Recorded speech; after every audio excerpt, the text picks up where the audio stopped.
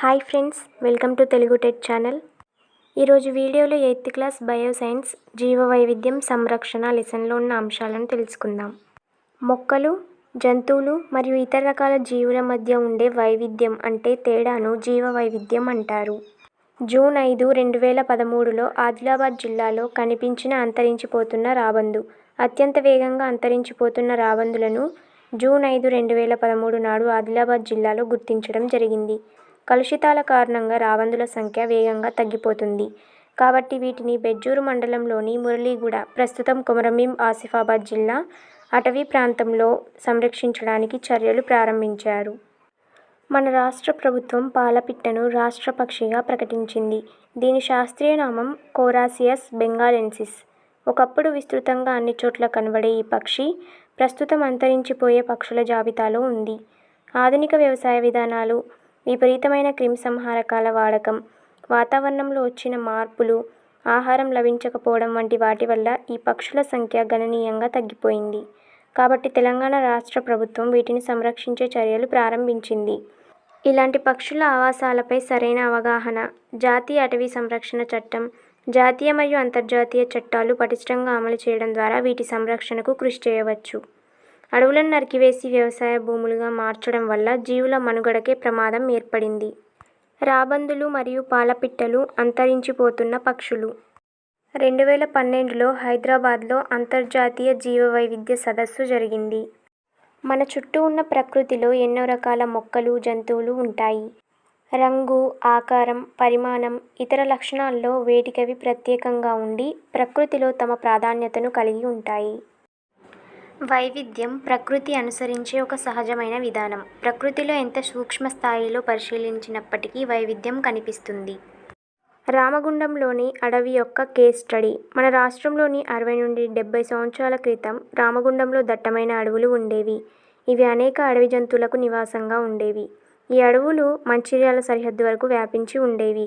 ఈ అడవుల్లో పులులు, చిరుతపులులు, జింకలు, కొండ్రిగాడు, నక్కలు, అడవి పందులు, ఎలుగుబంట్లు, నాగుపాములు, కొండచిలువలు, ముళ్ళపందులు, గుడ్లగూబలు, కుందేళ్లు, ఉడుములు, తేళ్లు, ఎడారి సాలీళ్లు మొదలైన ఎన్నో రకాల జంతుజాలం ఉండేది. కానీ థర్మల్ విద్యుత్ కేంద్రం ఏర్పాటుతో వందల ఎకరాల అటవీ ప్రాంతం అంతరించిపోయింది. ఆ తర్వాత వెలసిన అనేక కర్మాగారాలు, క్వారీల వలన అడవులు నరికివేయడం మరింత ఎక్కువైంది. మానవ సంచారం ఎక్కువవటం, భవనాలు, రోడ్లు నిర్మించడంతో అడవి దాదాపుగా అంతరించిపోయింది. అడవులు కొట్టేయడం వలన చాలా జీవులు అంతరించిపోవడం మొదలైంది. ఒకప్పుడు మంచిర్యాల వద్ద ఉన్న అడవిని పులుల లోయగా పిలిచేవారు. కానీ ఇప్పుడు మచ్చుకైన ఒక్క పులి కూడా కనబడదు. నక్కలు, జింకలు, జెరమండల్ ఇది ఎడారి సాలీడును పోలి ఉంటుంది. ఈ రోజున కనబడవు. పల్చబడిన అడవుల్లో అక్కడక్కడ కొండచిలువలు, నాగుపాములు, జింకలు, కొన్ని రకాల తేళ్లు, ఎలుగుబంట్లు అరుదుగా కనిపిస్తాయి. ఈ మధ్యకాలంలో నెమళ్లు ఎక్కువగా కనిపిస్తున్నాయి. అడవి అంతరించిపోవడంతో మానవ కట్టడాలతో ఆవాసం లేకపోవడం వల్ల చాలా రకాల అడవి జంతువులు, ముఖ్యంగా కొండచిలువలు, నాగుపాములు, జింకలు, తేళ్లు తమ ఆవాసాన్ని కోల్పోయాయి. ఈ కేస్ స్టడీ జీవవైవిధ్యాన్ని సంరక్షించుకోవడం యొక్క ప్రాముఖ్యతను వివరిస్తుంది. నెమళ్లకు పాములను ఆహారంగా తీసుకోవడం అంటే ఎంతో ఇష్టం.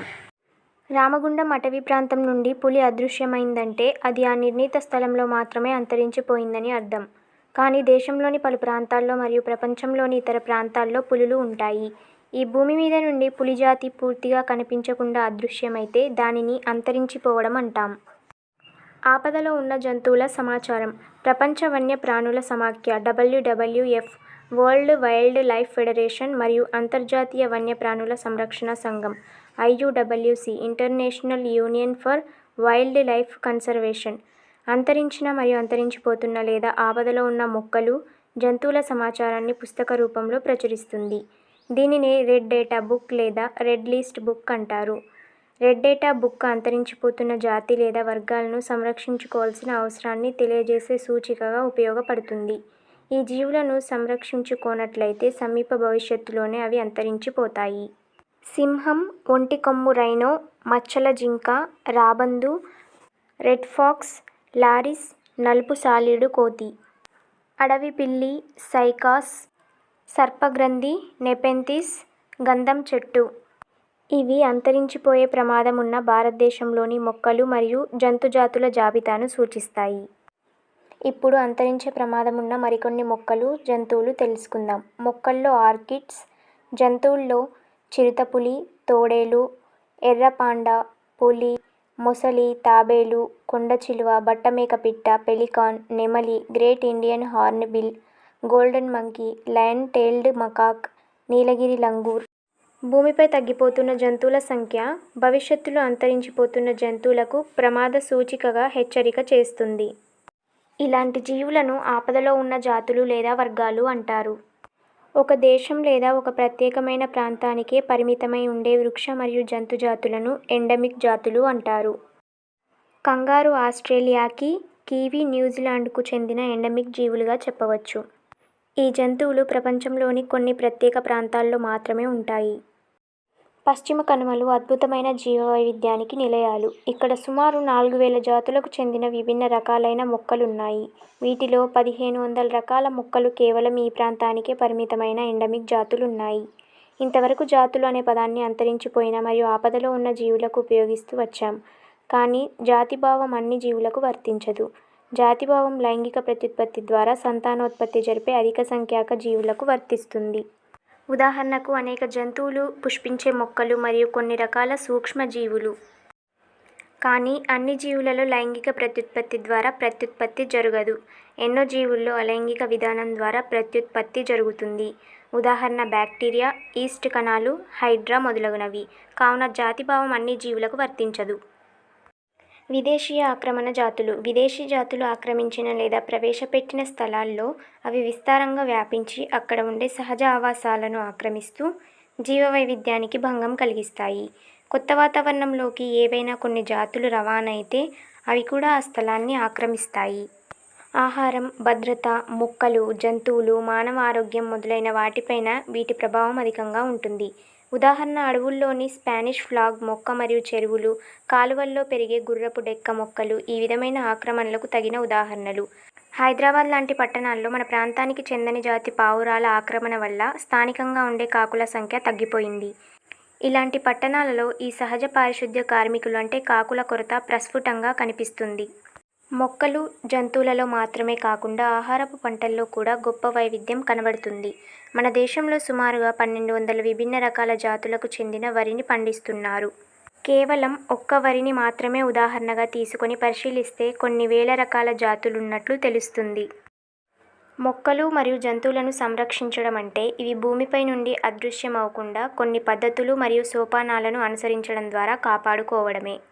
అడవులు, వన్యజీవులు, మొక్కలు, జంతువులు అంతరించిపోకుండా రక్షించడానికి భారత ప్రభుత్వం జాతీయ వన్యప్రాణి సంరక్షణ కేంద్రాలు, జాతీయ ఉద్యానవనాలు నెలకొల్పి వీటి ద్వారా జీవవైవిధ్యాన్ని కాపాడడానికి కృషి చేస్తుంది. ఇప్పుడు మరొక కేస్ స్టడీ టైగర్ ప్రాజెక్టు గురించి తెలుసుకుందాం. పిల్లి జాతికి చెందిన పులి మాంసాహార జంతువుల్లో ఎక్కువ ఆపదలో ఉన్న జంతువుగా మారింది. అంతరించిపోయే ప్రమాదంలో పడింది. ప్రపంచ పులుల జనాభాలో దాదాపు 60% పులులు భారతదేశంలో ఉన్నాయి. కొన్ని సంవత్సరాలుగా పులులను వేటాడుతూ ఉండడం వలన వాటి జనాభా సగటు 35% తగ్గింది. పులులు అంతరించిపోకుండా భారత ప్రభుత్వం 1972లో ఈ టైగర్ ప్రాజెక్టును ప్రారంభించింది. పులులను సంరక్షించుకోవడం ద్వారా ఆవరణ వ్యవస్థలను కాపాడుకోవచ్చు. ప్రస్తుతానికి మన దేశంలో 50 పులి సంరక్షణ కేంద్రాలు 88,985 చదరపు కిలోమీటర్ల పరిధిలో స్థిరంగా విస్తరించి ఉన్నాయి. జాతీయ పులుల సంరక్షణ అథారిటీ నివేదిక 2019 ప్రకారం ప్రస్తుతం మన దేశంలో సుమారు 2603 నుండి 3346 వరకు పులులున్నట్లు తెలుస్తుంది.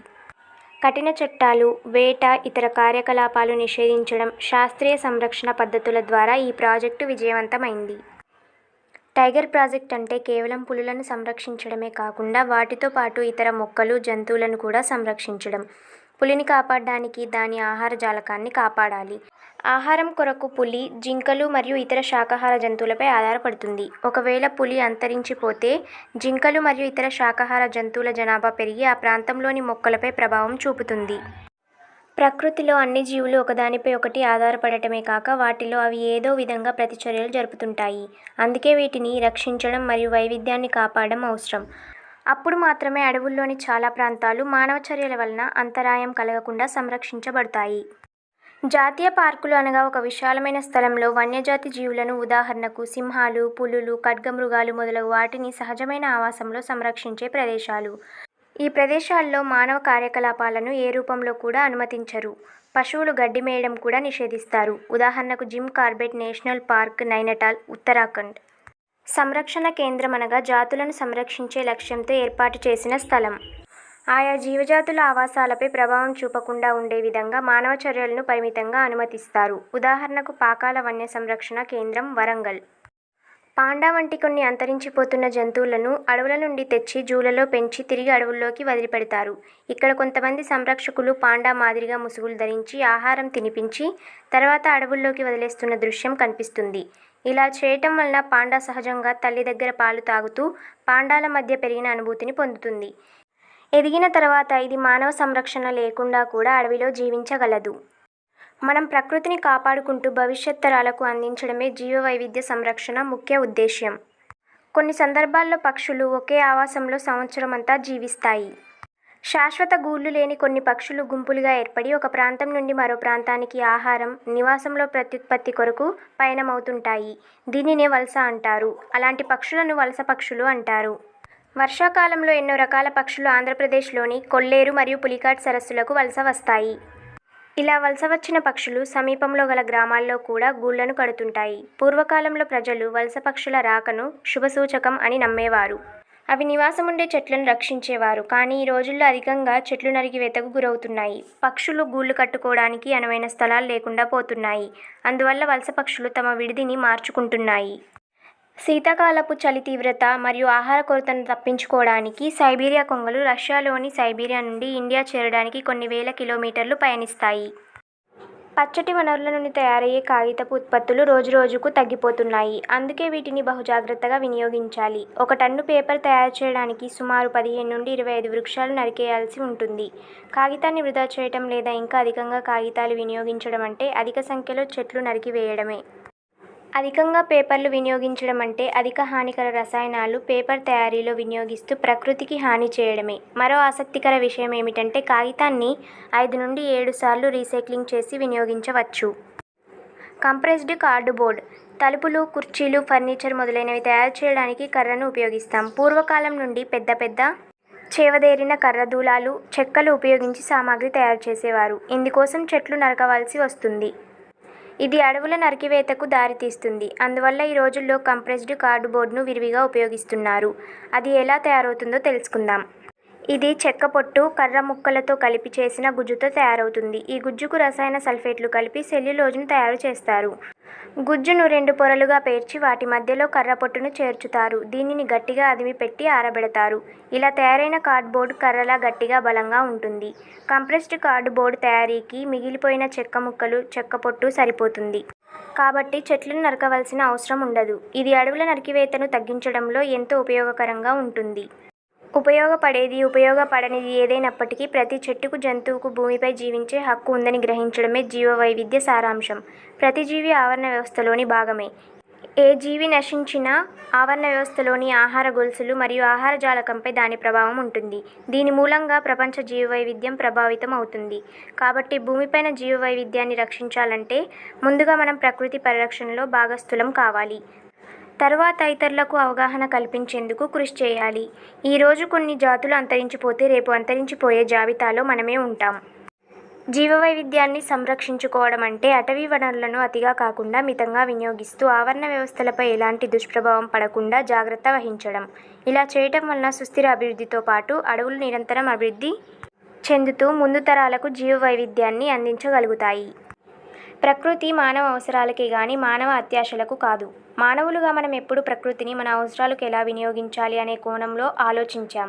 కానీ ప్రకృతిని ఎలా సంరక్షించుకోవాలి అనే కోణంలో ఆలోచించలేదు.